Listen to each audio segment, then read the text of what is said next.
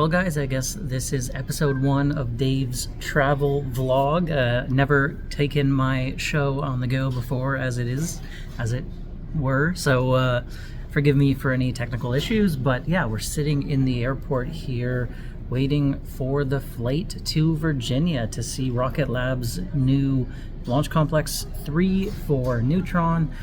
Really excited. We saw some pictures online where they already have the ribbon set up there at the launch pad ready to get cut. And there's going to be a lot of cool people there. Hopefully, I don't know for sure, but hopefully we get the chance to talk to Peter and Adam. And obviously I'll be meeting the other Rocket Lab Weekly guys in person. I've never done that before. Very excited. And regarding the draw that Rocket Lab did for retail investors, I've actually heard from several people who reached out via email and stuff like that they will be attending, and really surprising the number of people that I already know who were successful in winning that draw.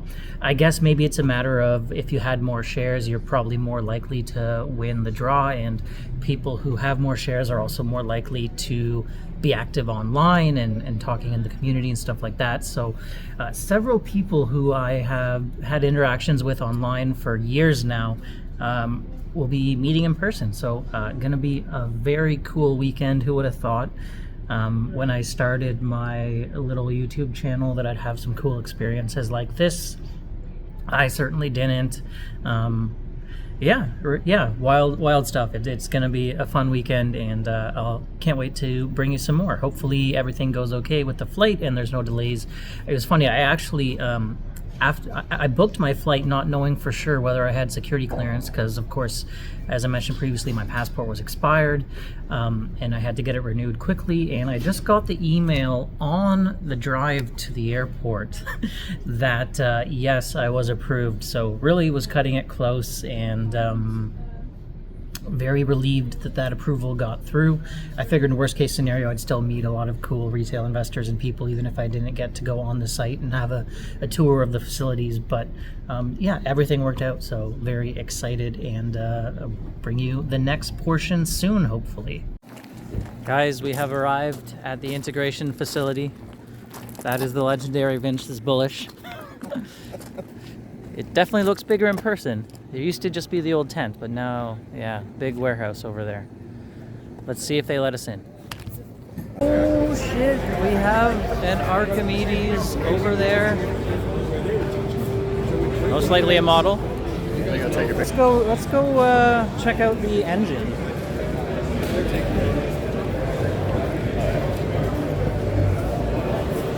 Maybe we can go over that way.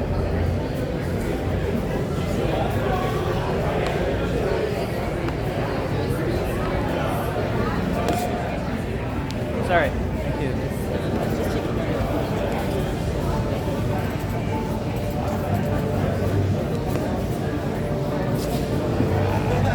Here it is.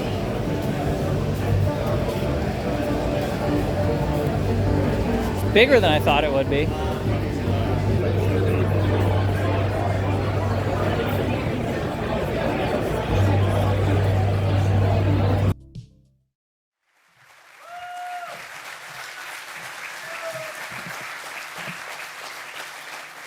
Thanks very much, and welcome everybody to LC3 and the grand opening. So thanks so much for everybody to make it here today. I know a lot of people travelled a lot of distance.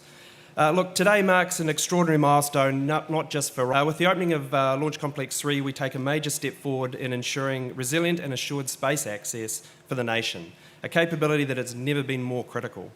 Okay guys, we're now walking outside to the ribbon cutting ceremony. Nice day.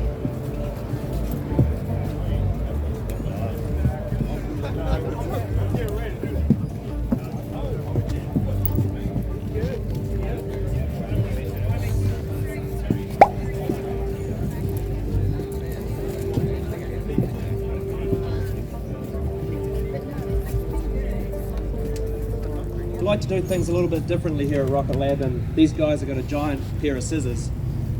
I've got a giant button. So what I need you to all do is we're going to count down from 10 to 0, and at 0, don't worry about that.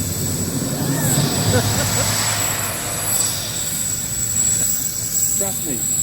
Oh. Everything will be fine. We'll count down from 10. Okay.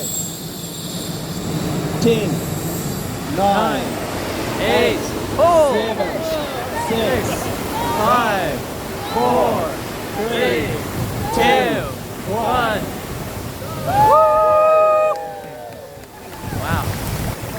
I think they got water, guys.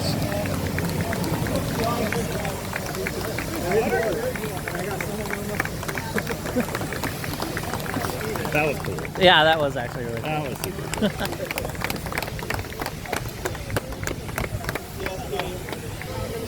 You built a ginormous water fountain. Vince, there you are. It's pretty cool. I got it on video. Oh, I was filming some of it too. I did not expect that. Me neither.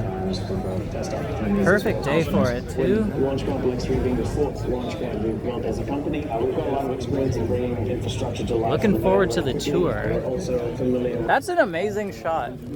That's This is the whole Awesome. thing. It's like so amazing. But, oh, I wanted to go up there. where are they going? I feel like I want to go in there. Me too. Okay, well, we'll see what we can see.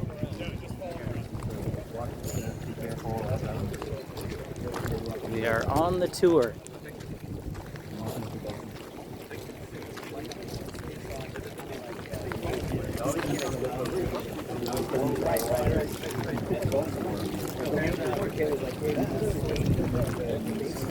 Tanks are much bigger in person. I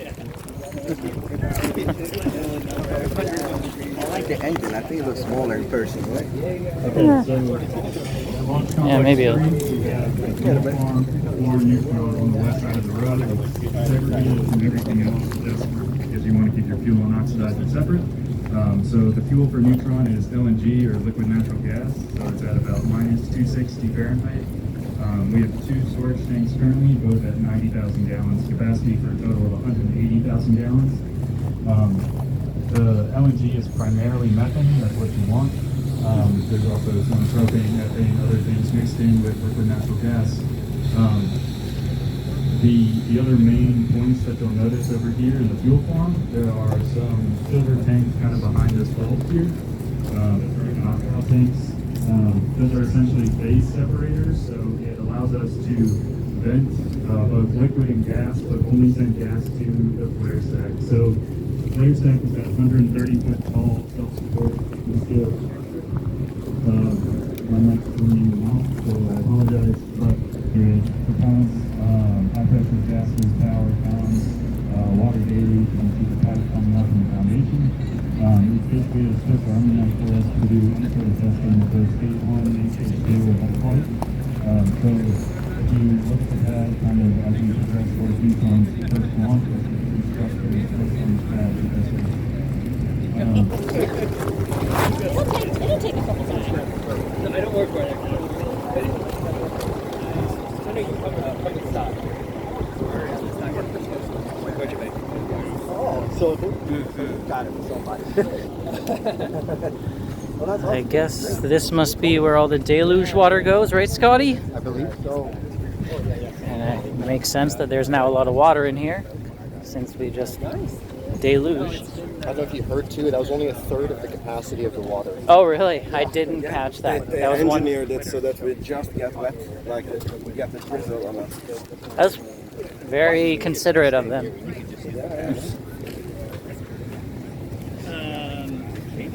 I'm glad you came, Dave. I'm glad I came too.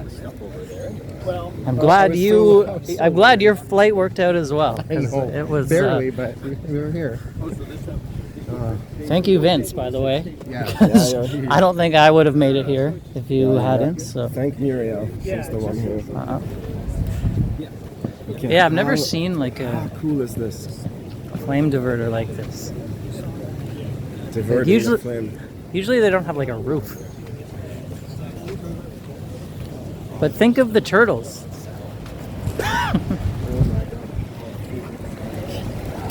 Beautiful. So we've got another tour in front of us, so we'll skip down a minute to clear the area so everyone can get in and take pictures down the acoustic trail.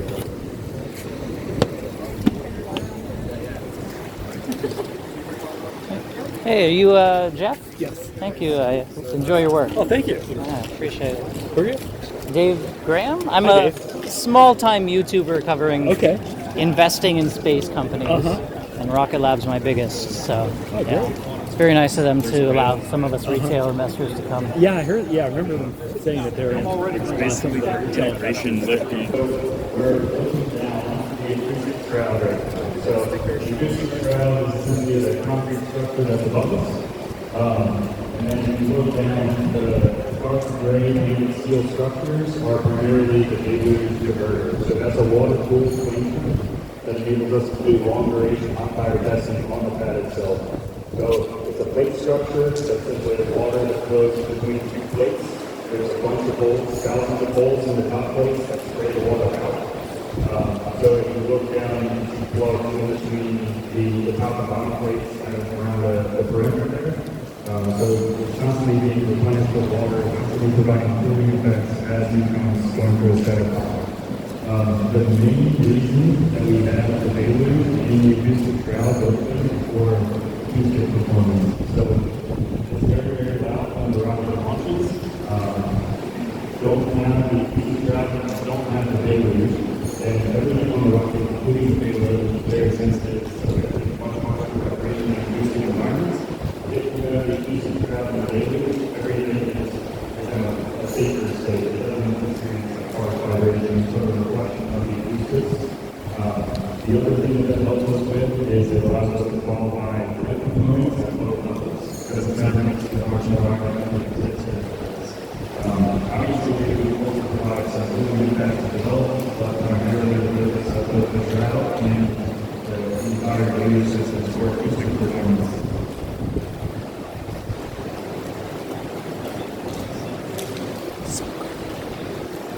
More tanks coming up. Editor Dave here, checking in as we walk through the launch complex. Just hope you don't mind me reflecting a little bit on this channel, but it really does feel like a milestone today. The first time I've attended any kind of event in person, meeting Peter in person and Vince and all those guys as well. Yeah, it seems like quite the milestone. And really, as I was walking through the launch site, was just making me think back to the path that I took getting here. And to be honest with you, a few years back before the channel started, I was not particularly happy in my professional life. My relationships were great, of course, but working within the government as a small cog in the big machine, not always the most fulfilling, not always the most challenging. It didn't really see much path to career growth. And while it was a good job that paid well, had a great pension, all that stuff, was honestly pretty down at the time before I started the YouTube channel.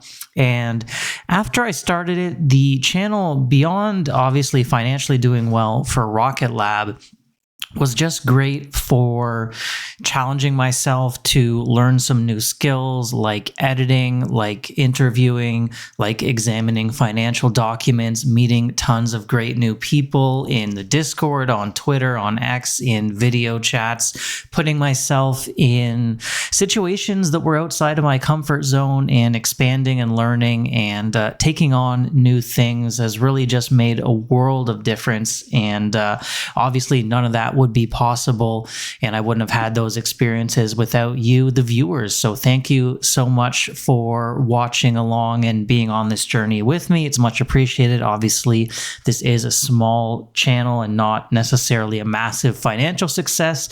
I suspect it will always be kind of a niche area, but certainly been life-changing in those other areas. And now I can kind of appreciate my job for what it is, which is a great, safe job that pays pretty well, that I'm sure a lot of people would be envious of, and while maybe not necessarily something that I can consider massively fulfilling and accomplishing great things like, working on a rocket. Now that I have that outlet for the creative side and challenging myself on the other side, I do appreciate what I have with this job and find that I have a great balance and just much happier overall. So thanks to you guys for watching. With that touchy-feely stuff out of the way, I did just also want to mention briefly that you're about to witness some truly awful camera work, as this is my first time attending an event in person. I really put that down to two factors. Number one is I was really just in the moment, paying attention to the people I was talking to, thinking about what they were saying and responding, and just looking around as opposed to paying attention to what the camera was capturing. And the other factor is that I'm not going to lie, I felt kind of awkward about going up and meeting people for the first time and kind of just shoving a camera in their face. It seemed a little felt a little weird about it, so I'll try to improve on both those things in the future and get some better shots for you guys, because obviously that's the whole reason I was invited at the end of the day. So hope you will bear with me in the conversation to come with Peter and Adam and some of the other folks, and I'll try to improve on that. One final note, I know Vince has taken some flack among the community for making some mistakes, and I know that he has made mistakes before and he would acknowledge it as well, and I certainly acknowledge it that he has when it comes to that video title and a few other things.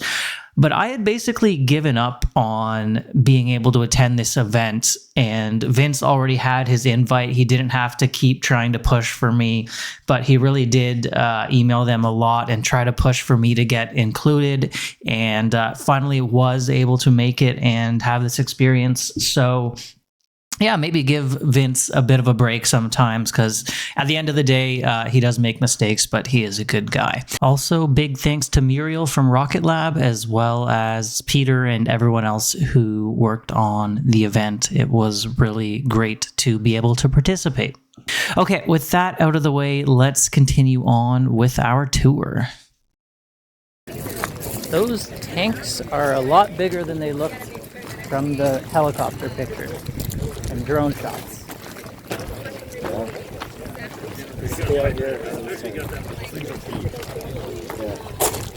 Do you think they have to fill up, like that's the full capacity for a Neutron, is one, like all the tanks full, basically? I should ask them. Yeah, maybe try to stick closer to the guide.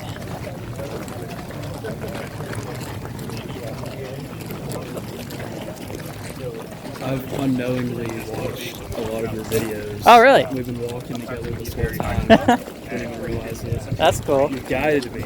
Well, thanks for watching. And it's done through the larger steam pipe as well as the roof vent. So we can drain that entire tower in 30 seconds. Wow. They drain that entire tower in 30 seconds. I thought that was interesting too. So you won one of the tickets or whatever, the raffle? Yeah. Yeah. That's cool. You come from pretty far? Do you have to Yeah, I live in Nashville, so I went to Baltimore and then stayed in Pocomoke, I think, last night, and just drove like 15 minutes this morning. Oh, sorry. It looks like we have helium and nitrogen over there. They can do one Neutron with extra capacity after that, but we can't do two full Neutron loads with this, which is why we have the space for doubling components for the chute. So we'll pause very briefly here. This is the inert gas area. So these three white vertical tanks, those are 15,000 gallon liquid nitrogen tanks. Again, space for a fourth already provisioned, so all we have to do is place it. Someone asked earlier about like the remoteness and supply chain. So because we don't have high pressure pipeline like you have at other launch sites, we essentially have to store it in liquid form, which allows us to have not an endless supply, but almost an endless supply of GN2. So LN2 to GN2 is about a 700 to 1 approximately expansion ratio. So if you store it in liquid form, you can have a whole bunch of gas. So what we do is we'll flow the liquid nitrogen out of those tanks through a high pressure reciprocating pump. that'll go through a high pressure vaporizer and then recharge these white bottles just to the south of those vertical tanks. So we can essentially replenish for a very, very long time. And the time just depends on the demands of the site, what we're using for purging or valve actuations or things like that. Yeah.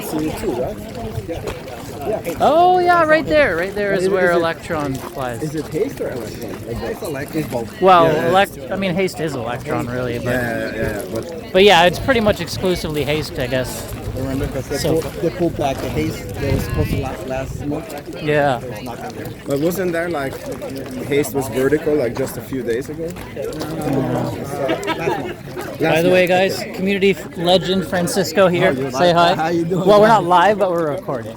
How you doing? I'm here with Dave and You may make it in a video. everybody from the weekly guys. Great people, love it. Yeah. And thanks to thanks for like making this happen. Also, Modbox. Yeah, Modbox, for sure. Hit me up when he got invited, and he's like, email the company for me, and then Vince emailed them too, and they made it happen. So thank you guys. Yeah. This is amazing. It's unreal. Amazing experience. Yeah. And that is where we need to go. Vince, just push our way in. Yeah.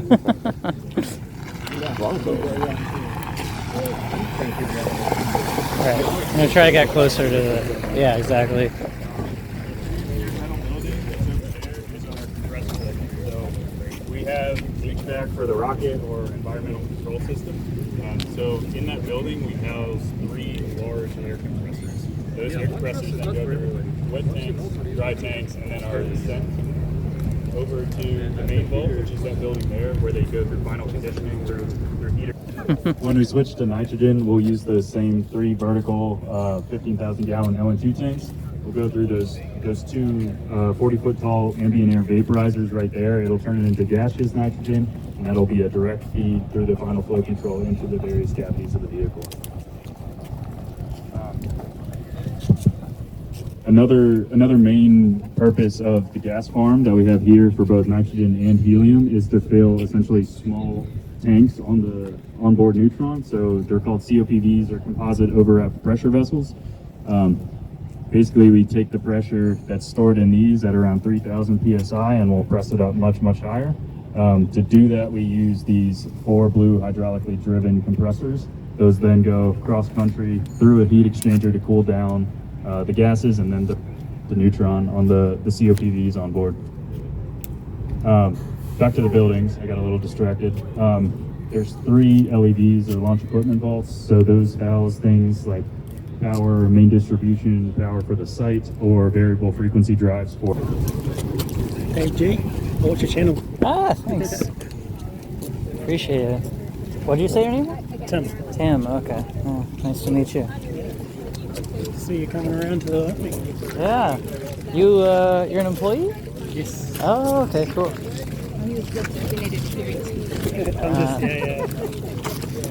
He knows all the mistakes I've made, I'm sure.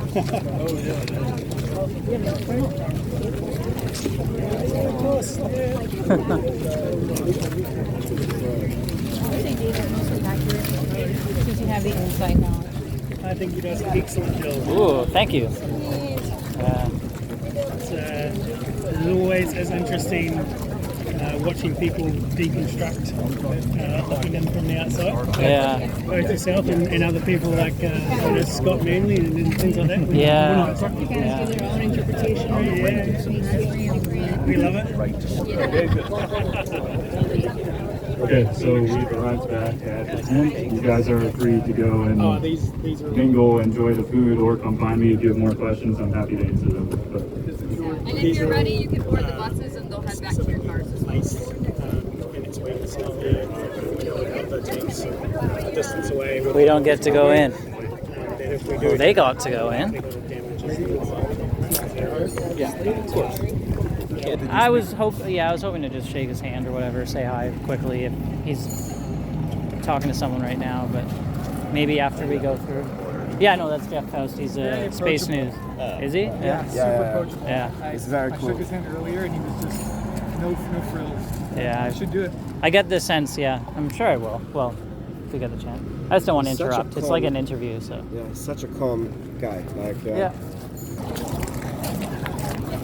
Okay, we're gonna go and see if we can say hi to Peter Beck in person.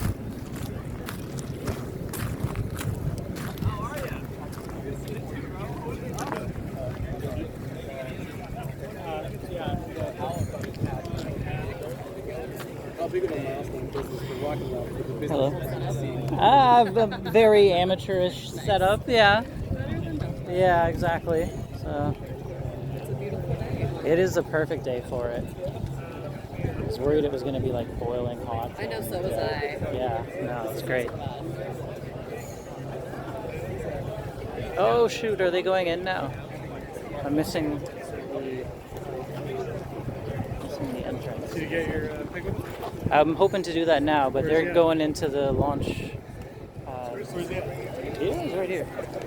Just didn't want to interrupt. What's that? Oh, there he is. Yeah. I'm like, idiot. Are you guys reporters? YouTubers, Okay. like amateurs. Nerds. Yeah. Yeah. Nerds, investors. How about you? I work at Rocket Lab. Oh. I'm like a PR. Okay. I'm We're your kind of bouncer. like internet fanboys. Yeah. Cool. I think I definitely have seen you. Actually. Yeah. I've What are definitely your seen you guys' before. names? Dave? Yeah.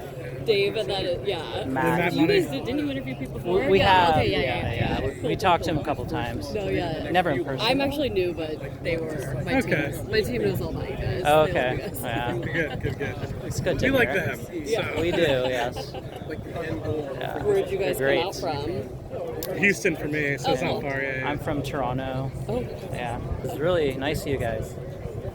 I don't know. It's Are you based in Virginia? no. I'm based in Long Beach, California. Okay, hell yeah. Oh, yeah. Pretty far, but I love it out here. I would move here. Neutron itself, I was comparing the stats today to where they were in 2021, and it's much more capable. Give me 1 second. Sure. Higher lift capacity, it's a larger vehicle, it's a bigger fairing, I think, by 1/2 meter. And I'm curious what that process was like to scale up. Well, so when we first announced Neutron, they just put up like Hey. So what we think? Sure. It's pretty cool. Pretty damn cool. I haven't been inside it. there yet, but I just Are you wanted. going in? I just wanted to say hi to Dude, Peter the because blast I missed him tunnel before, is and like, Isn't that cool? I really hope I'm like, going in. I don't know what I expected, Ah. but when I looked at it, I was like, dude, It's so cool. Yeah. it's Like what from the back? yeah. Yeah. Like, I thought we should have a band in there. Like You should. have like for the first launch. You and- For the have acoustics. Metallica. No, I didn't even Yeah. think about it. Actually, yeah. Because one of our board members, Ed Frank, he was the director of Metallica's charitable foundation.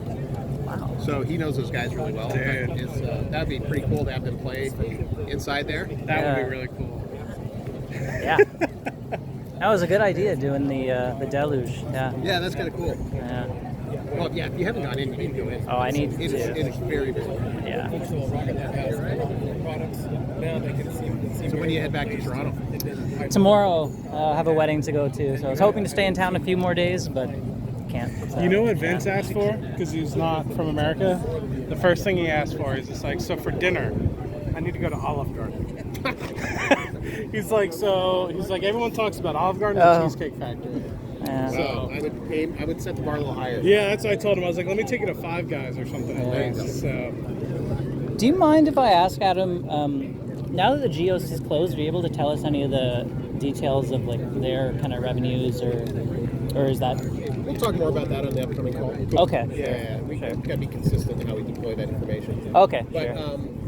I wasn't sure if you'd already mentioned it or anything somewhere. and I think the big you see Neutron as they're working on a bunch of cool stuff. Yeah. Clearly, the SDA Tranche 3 track awards are kind of the big focus item for those guys in the near term. Yeah. Yeah. So, and that's that. If you think about one of the reasons why we pulled them together when we did is because obviously we've thrown our hat in the ring for those as the prime. Yeah. And they're a sub, and so when you can pull the payload and everything else together, you have a much more credible offering. You'd also kind of be still supplying your competitors in some ways, I guess, right? That'd be a great problem to have. Yeah. Because the program's going to have 3 suppliers. Right. So it's not like we could take it all anyway. Yeah. So as long as there's going to be 2 other awardees, we might as well get a piece of their action. Yeah, that makes sense. Right. So it's still different than a sole source type of opportunity. Yeah. If it was sole source, you're absolutely right. We wouldn't want to enable the competitors. In this case, we do want to enable the competitors as long as we're assumed to. As long as enabling them wouldn't kick us out of the prime. It seems like that's Like make us weaker as you a mentioned prime. that in your talk today about the importance fair of enough. will have a role with that kind of thing. And have you made a public bid price? But yeah, the geo stuff, it's exciting. It seemed like I hadn't been out there until Tuesday, and just to see the labs and all the really cool optics they're working on, it's very, very cool stuff. Yeah, I bet. Yeah. A lot of it's behind skip walls that we can't get into next year, but there's enough out there that you can see it's really complexity is amazing. When you say Mars, but you got Escapade. The team's a very good cultural fit. They're just like, we were in a room, all got together, you couldn't tell it was new Rocket Lab versus old Rocket Lab, which is always a good sign. Yeah. You find with these acquisitions, a lot of people stay on afterwards, or it doesn't. Sometimes the founders over a couple of years kind of drift off because they're entrepreneurs. Yeah, they want to run their own. And they also don't like when they're no longer in control. Yeah. Okay. But oh my God! Hey, how's it going? So I missed you before. I really wanted to catch you, so we're very much going up into the launch mount. really appreciate you having us here. No, it's great you guys came. Yeah, But as soon as Muriel sent the email, I was like, "This is a spam account." I was expecting like crypto to come afterwards, like send it to this address, and I was like, "No, she's actually been. This is the email we've been corresponding with." So I was like, I almost like shed a tear. I was like, good. Oh, thanks. Yeah. First time the 4 of us have met in person after like 2 years of talking online and stuff like that. So great event. So so much congratulations. Fun. Yeah, no, it's awesome. The team's done a great job. It's a big milestone. Wow. Yeah. I don't even know what to say. I'm starstruck. Yeah, especially both of you together. We're not that exciting. He had a good idea. Adam had a good idea though. You should get Metallica to play in the blast tunnel. Well, Ed would hook us up. I know. Yeah, exactly. That would be pretty cool. But we could actually, now I'm thinking about it, we could do it cheaper by just doing an AI rendering. Yeah. Damn it. There might be some trademark it, It's true. They shut that down really quick. That would be. But But that would be pretty cool for the first launch. They get Enter we've got enough Sandman. going on. Yeah. Peter, I'm having a wedding a year from tomorrow. Would you send the ring to space? Oh man. If I can send it in space, I'm not sure I'm going to get it back. That's fair enough. Well, I mean, you stick it in Neutron, so you get it in the first stage. So technically, we're going to space. Yeah. No, I'm going to be right next to my space. Yeah. Yeah, the space. What's it called? Hops. Oh, yeah. Space hops. Yeah. We actually had years and years ago when we were developing Electron, we had this Dubai company that wanted to send coffee beans. Oh yeah. And their business model was to send coffee beans to space and bring them back. And they were going to charge like, I can't remember, it was like $100,000 for a cup of coffee. And this guy reckoned he could sell them, no problems at all. I still don't think it would be a cup. I don't know. Wow. Even still? No. At 100,000 a cup. I think there's some better things you can send probably than coffee beans. I think so. Yeah. Hey, you guys have those coins on the store. Cheers. Thanks, yeah. One question for you, Yeah. Peter Beck. It's Pete, please. Okay, very good. 20 years ago, almost, right? Yeah. Did you ever think that this would, or did you actually think, 2006, when you started all this, that you could see this?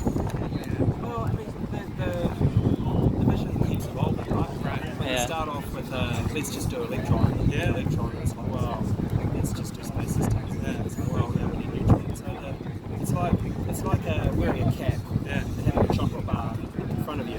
There's always, this tiny chocolate bar. Right. Because I know originally you were like, well, we're never going to do a medium. I know, yeah, but it's just stupid, right? Yeah. This is the naivety of So you still don't know what you're. I guess you'll get the constellation. Well, we're not done. No. And then you'll figure out what's after constellation. No, we're not done. That's awesome. Okay. I'm excited. Me too. Here for the long haul. It'll be awesome. Yeah. We were walking around here yesterday. I was just marveling at it. Eventually, like, it's amazing what people can do. It's like like, you know, you have certainly takes that kind of idea, that visionary idea, but then to actually take that idea and make something. Like, we all have ideas. I've had so many ideas that have never materialized into anything, but to actually see it all come together and what it takes, it's just like the orchestration of points. Like, it cannot be understated how difficult that is. And so, like, when you look at the team, like, there's like one of the great things we don't have any weak links. Like, every part of the business is pulling very, very hard, right? You got to get everyone working together. Unfortunately, we've been able to do that. It's just the fact that this comes out of the ground. Yeah. 9 months ago, there was just concrete foundations. I was looking at the pictures side by side, and I was like, this is unbelievable. I mean, And the thing is, like, it's one thing to build something, but everything here happens concurrently. So all the team have to just be completely, you know, as Adam said, synced, because, you know, the guys doing the box farm, they can't get to the pad and all of a sudden it's a wrong diameter pipe, right? Like, everything's got to happen all at once. Right, makes sense. I'm so lucky, not so lucky is not the right word, but fortunate that, like, there hasn't been one major... Just gotta, Thank you. It's nice to meet you in person. Sorry, I don't want to be that guy. But... No. Oh, thank you so much. Mind if I hop in? Yeah, please. Yeah. The car in the background. Okay. 10, 3, 1. Yeah, we gotta get it. We gotta get in here.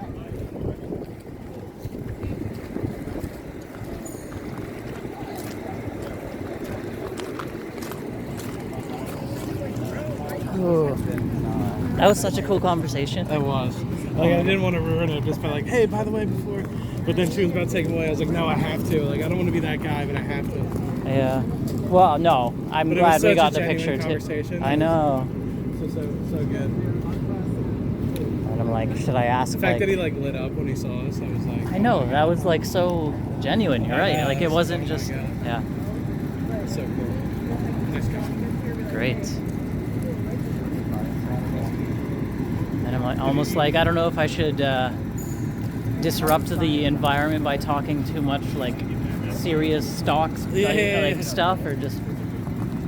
But I think it's great just having a cool moment like that. And yeah, we're in line to go in next to the launch mount. I like the cutting. Yeah.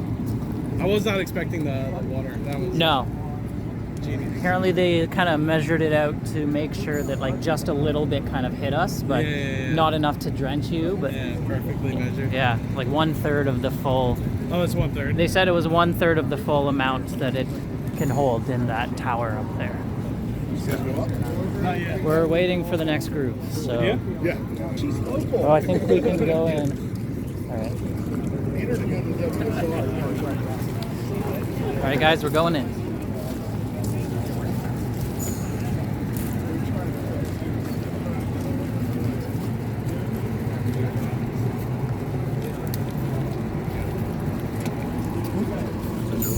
No recording? Once Okay. you get up top, you're good. Okay, we made it to the top. It is super cool.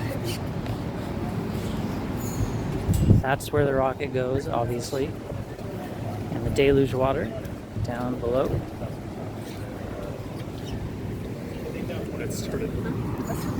Too bad I came up in a different group than Matt and Scott, because it'd be a great place to get a picture with all those guys. But, So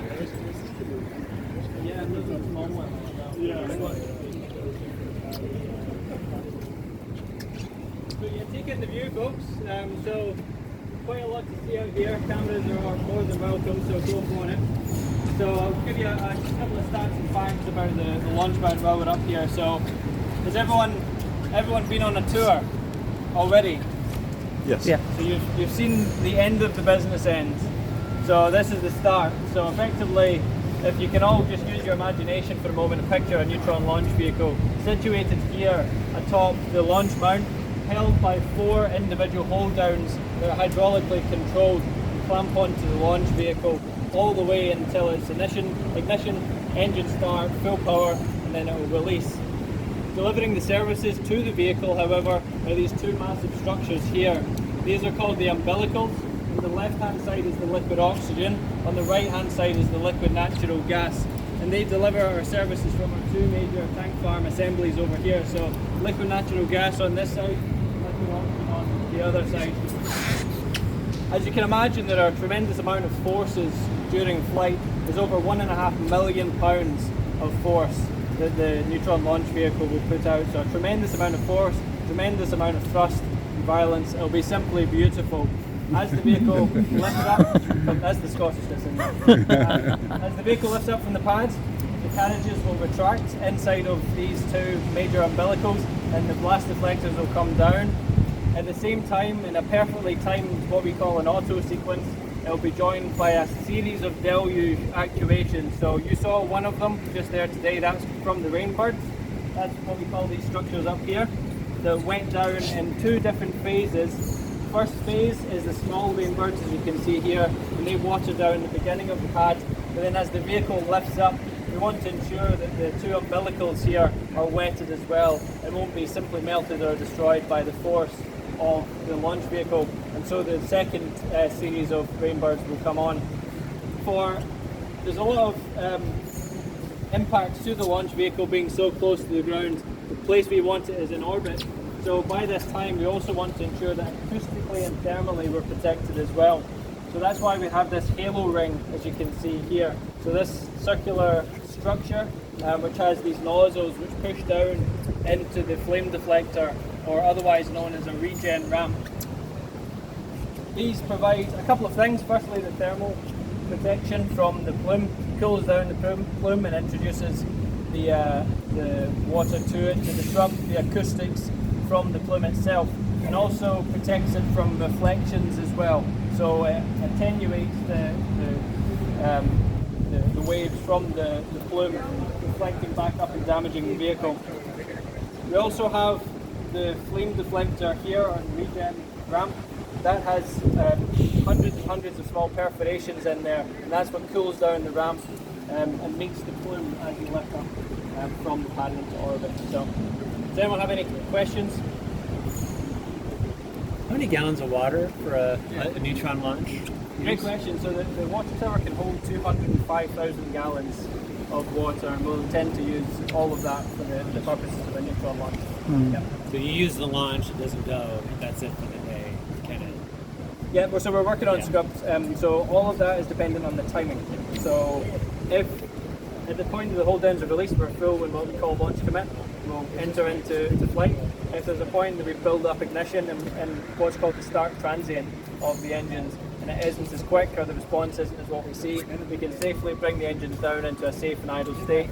The vehicle will re-engage the top carriages as well for the umbilicals. We won't actually use that much water, so we can fill it up and go again. You just bring a crane over to lift it up onto the platform? That's right. Yeah. That's right. Yeah. So crane lift up much in the fashion. So Electron, just with his aspect ratio, is suited for this kind of purpose. It can stay on the pad in a vertical configuration. A lot of launch vehicles can't do that. It's very sturdy for that purpose. So yeah, that's the main reason for why that happens. So yeah, so you can see the whole infrastructure is designed. We don't normally have an events tent here, yeah. As you can imagine. So we'll have our crane infrastructure that we can lift up and put on the pad. Yep. Really fast. Extending how tall? So it's about 120, over 120 feet. I think it's 130 feet. Relative to the rods? No, so it's lower than the rods. And the reason for that is the rods provide a cone of protection. So if you imagine all four of them intersect each other, where the intersection is, underneath that is the tip of the launch vehicle. The launch vehicle? Itself. It's on hold downs, yeah. That's all. Yep. Yep.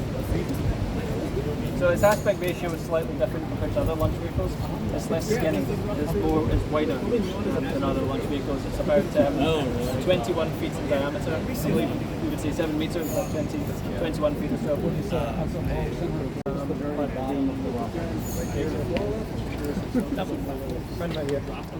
Well, this level is the bottom. So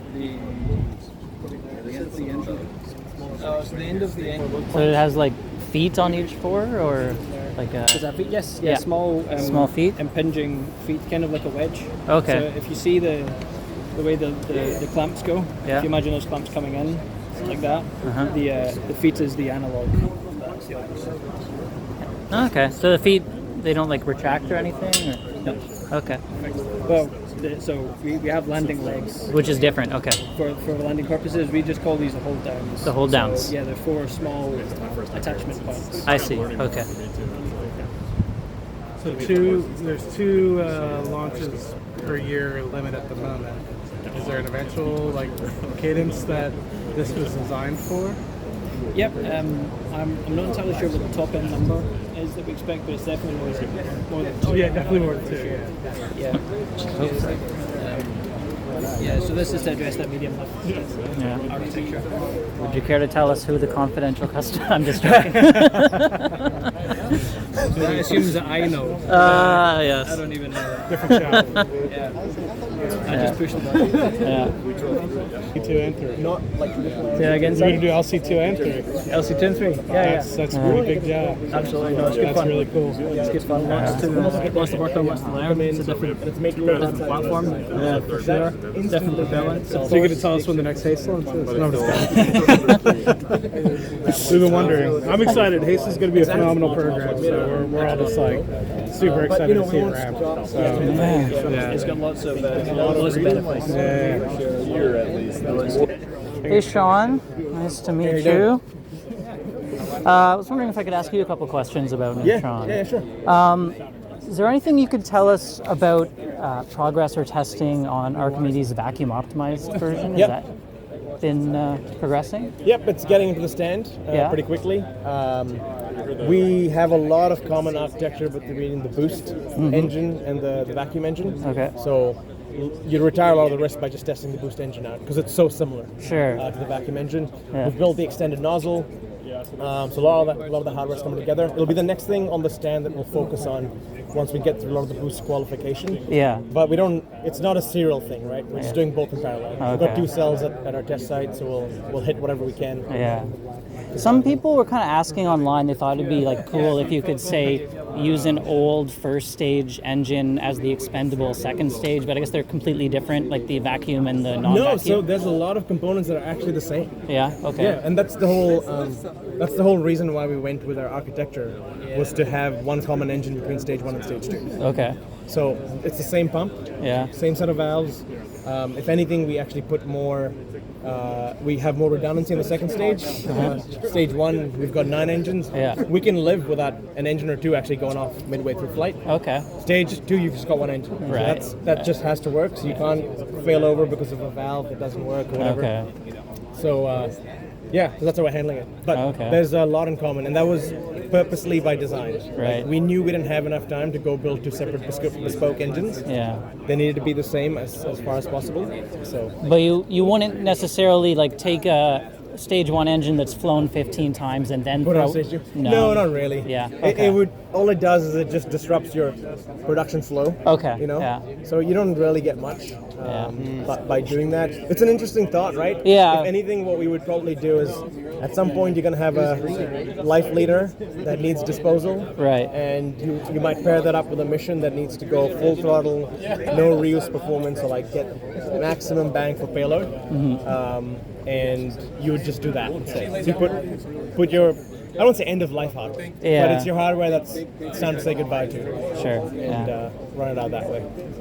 You still aiming for 10 times for reusable stage 1, or? Yeah, I mean, most cases we're actually aiming for 20. Yeah. Right. 10 is the minimum. Yeah, 20 is the goal.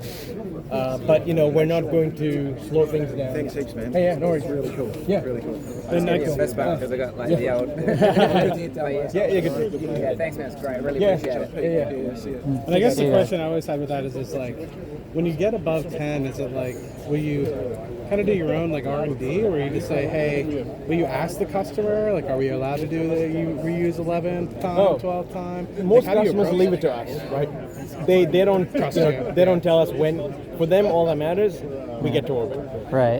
So where we choose to take risk to deliver for that, they don't typically have a say. It's different for government customers. They get quite involved, and rightfully so. They pay a lot more to make sure it actually works. So part of that involves giving them some level of insight. But I was always curious because I've seen SpaceX do 25 at a time. And frankly, it's not a number you can you can just know. Right. Sure. You're gonna have to fly and realize okay, actually all these things are actually fine. Yeah. And you'll just get it from experience of just doing that. Yeah. It's the same thing, when we recovered a few electrons. Yeah, I was gonna say I'm sure that's helped. We thought one thing was going to happen. In some cases, it performed way better. Yeah. And in some cases, it didn't perform as well as we thought. So, can't downplay the flight experience piece. It just really completely different environment. Can I ask, the first Neutron, is that still going to have landing legs that you'll try to use? Yeah, so we'll have a recovery systems on board. Obviously, you're not landing on the barge, but we're not landing, so we may take some concessions on things that just don't matter. Yeah. But it'll have canards. Okay. It'll have the RCS system to orient the vehicle. We'll do a relight burn before touching down. Okay. So we'll be doing all the things we would otherwise do. Yeah. And all 9 engines. Hold on. Yeah. Oh, okay. So for landing, you mean? Yeah. Oh, sorry. So for landing, it's actually 3 down to 1 down to 0. Okay. So we do a 3 engine burn to slow us down right at the end. One thing I should also say is because Neutron's got such a big, broad base, we don't need to do a re-entry burn. I was going to ask you about that because Peter mentioned it in the earnings call, but it sounded like it was maybe a general thing with rockets. So, okay. I'm glad you clarified. You need a re-entry burn if you're going to come in really hot and fast. Yeah. Something like Falcon 9, like a needle, that thing is coming in really fast. Yeah. And then you also need to control your dispersion, so you put a re-entry burn on. Because that has a lot of drag, I guess. You don't have to. Yeah, exactly. Okay. You're missing drag, and then if you're missing that drag too, you start getting hot in the atmosphere way later, and then you have got all these thermal problems because things are just catching fire on the way in. So the re-entry burn, or they call it braking burn or dispersal burn, multiple names because it serves so many purposes. Yeah. Gets done. We can probably head down, guys. Okay. Keep chatting. And honestly, it's wherever the biggest bits we have to go retire. Generally where it's going to end up. Is Frank get involved with Archibution at all? Yep, he's involved with Archibution production. That's a part of the program that, because our engine production facility is multi-purpose, does Rutherford and engines for Neutron.